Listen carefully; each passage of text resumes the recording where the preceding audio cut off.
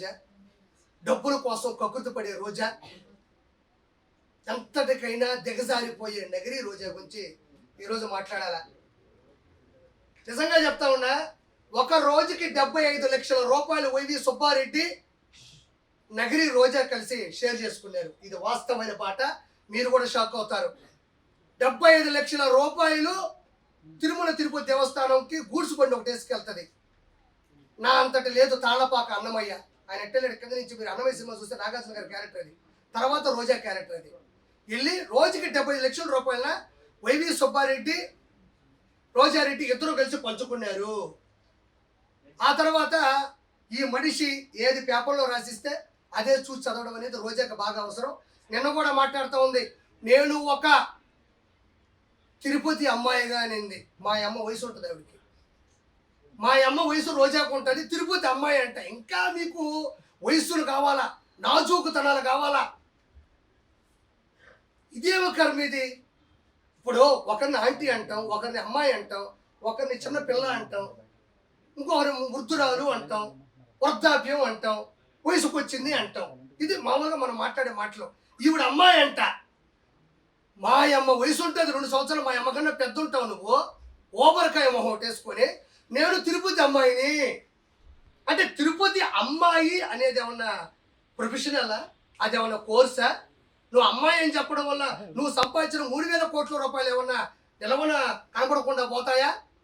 లేకపోతే ఈ రోజు ఇష్యూ వచ్చిన తర్వాత నువ్వు అమ్మాయిని గుర్తుకొచ్చిందా? నువ్వు ఏ రోజైనా ఓకే నగిరి రోజా అమ్మాయి నేను ఒప్పుకుంటున్నా. ఏ రోజైనా నీ అమ్మాయి అనే దాంట్లో ఆడతనం జనాలకు అర్థమైందా?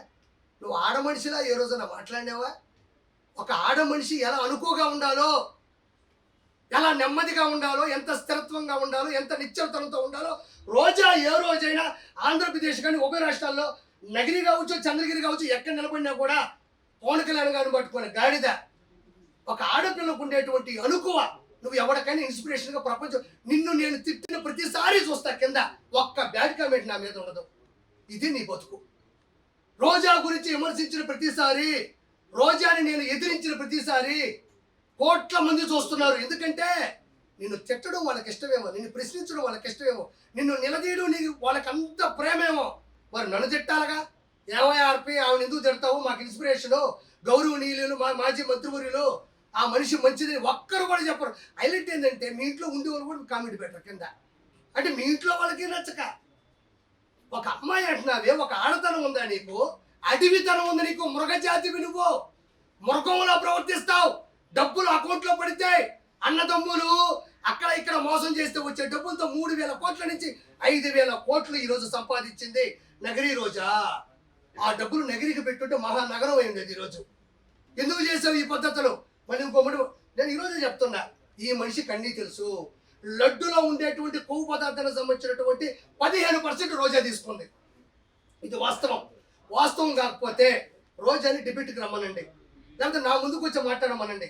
నేను చాలాసార్లు చెప్పానన్నా, రోజా చేసిన అక్రమాలు చెప్పా. ఎక్కడైనా గుర్తుపెట్టుకోండి, నేను ఇది చెయ్యలేదు అని ఒక స్టేట్మెంట్ ఇచ్చిందా?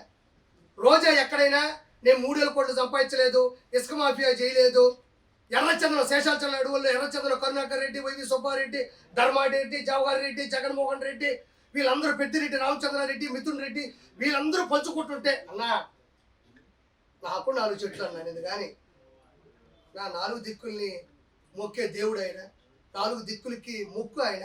అలాంటి వ్యక్తి శేషాచలంలోని ఎర్రచంద్రం ప్రకృతి వనం, అది ప్రకృతికి సంబంధించినటువంటి సంపద, అది నాకు సంబంధం లేదని రోజా అల్లా.